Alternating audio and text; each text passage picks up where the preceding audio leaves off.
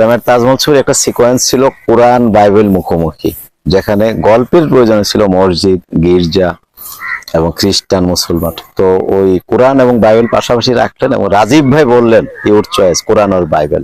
তো আমি যখন রেজকে বললাম যে আপনি শর্ট দেন, ক্যামেরা বলতেছি, তখন দেখলাম সে ওয়াশরুমে গেল। আমি দেখলাম সে অজু করতেছে।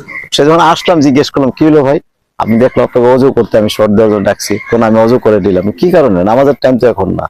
বলছেন আপনার কোরআন শরীফ ছিল না? কোরআন শরীফ তো না, আমি তো লাল কাপড়ের মধ্যে একটা মোটা বই রেখেছি।